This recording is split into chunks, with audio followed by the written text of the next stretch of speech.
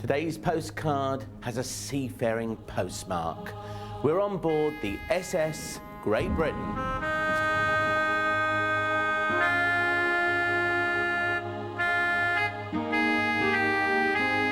You'll like this postcard of the SS Great Britain, but meet my eloquent guide who makes it all come to life, Terry Carter.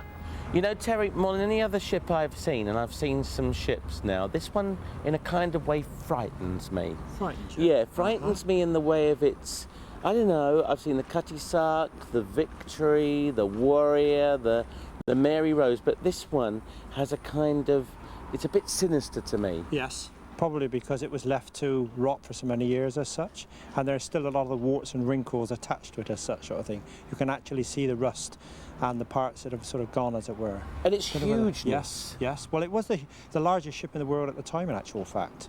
This being the first iron-built passenger liner in the world as such, in 1843 when it was built by his embarking de Brunel, of course.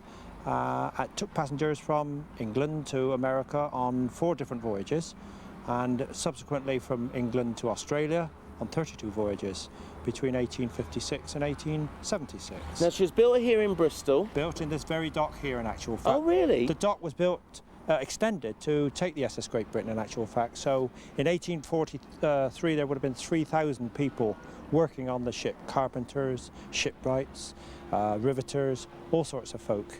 Is she back to the womb? Yeah, back to the womb, absolutely. That's the uniqueness of her, in actual fact. The fact she's back where she was built, yes. So she started off then as a passenger liner. She's got sails and she's got steam. Yes. Was that unique in its own way as well? Because the HMS Warrior, for instance, is of a similar nature. Yes, yes. Much younger than ours, of course. Right. Much younger than ours. But was that, did that add to her in any way? Why sails when she had steam, for instance? Well, it was always a second mode of propulsion, the sails, of course, if the engine did ever break down, but it never did in anger, in actual fact. Plus the fact, of course, when she was going to Australia, there was no way that she could actually steam that far, carrying enough fuel to do the trip. So she would sail to Australia and only steam when either winds were not favourable or there was no wind at all. But of course on the American trip is where she steamed across the Atlantic in one go, as it were, and about 1,200 tons were consumed by her during that voyage across to America. Tell me about Brunel then. Why did he get involved? Why did he get involved? Yes, how did he get involved? Well, he was the general engineer on the railways at the time, the Great Western Railway from London to Bristol. And a comment that he made at a board meeting about extending the railway to America obviously gave rise to great cries of mirth, as it were, until it began to sink into another director of the firm. And this is where it was the idea of taking passengers from Bristol to America was created, and that's what the ship was built for. She never actually took passengers from Bristol to America because the dock gates at the bottom of the harbour there were too small for her to pass through easily. So she in fact went from Liverpool to New York. Well, let's go on and see what you've done, because there's like a before and an after, isn't there? Yes, yeah, we've done a lot of work since she's been in the 27 years she's been back now. We've started to do the weather deck, of course, and we've done dining saloon, cabins, and the bell deck is beginning to come together now with regard to the ship's museum. Well, there's Clifton behind us with the pretty coloured houses. There's the Cabot Tower up there, and that's Bristol Cathedral over there. So what would it have been like the day that she was launched from here? Well, very few of these houses would have been here in those days, obviously, because Clifton itself was more into the village area. This is the outskirts of Clifton Village here.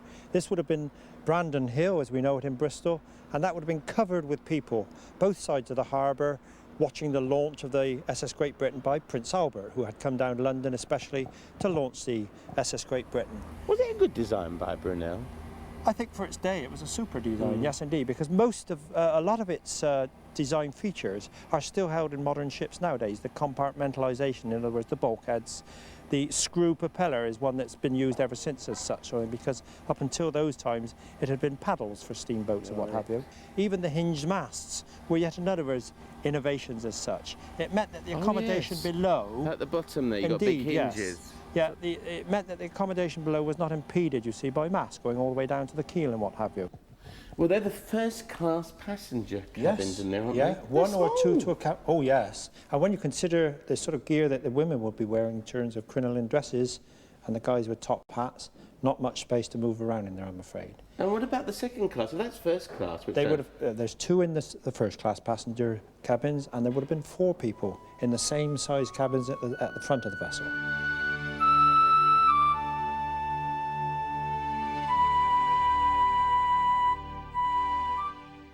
Down in the bottom there, the furnace is along the bottom there. With the white doors down there. Which is where, yes, which is where the stokers would have been stoking for anything up to 14, 15 hours a day. And can you imagine the heat, the dust, the noise especially, of a 343-ton engine turning over and over and over?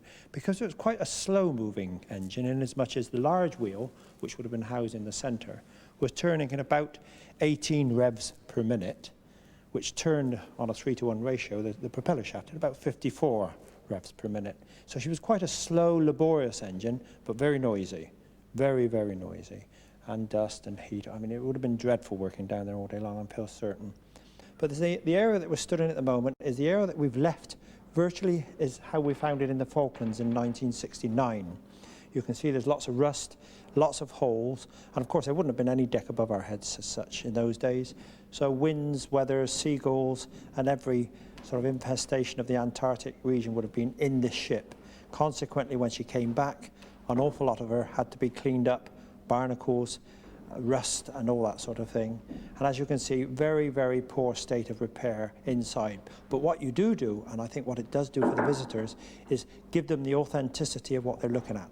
Most of what you see here is 150 years old. It's incredible. The steel. How did she end up in the Falkland Islands? She ended up in the Falklands on her last voyage from Penarth Docks to San Francisco carrying coal.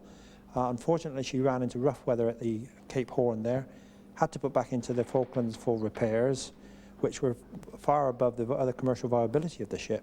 So in fact, she was sold off to the Falkland Island Trust and used as a storage vessel in Stanley Harbour, storing such things as wheat and sheep's wool and what have you, from 1886 right through to 1937. So how much did it cost to bring her back from the Falklands? About 150,000 or so, and one of our major benefactors, of course, Sir Jack Hayward, was instrumental in doing this, and well, eternally grateful and it's to that guy. Really worth it. A Bristol-made ship back in Bristol. Back in Bristol.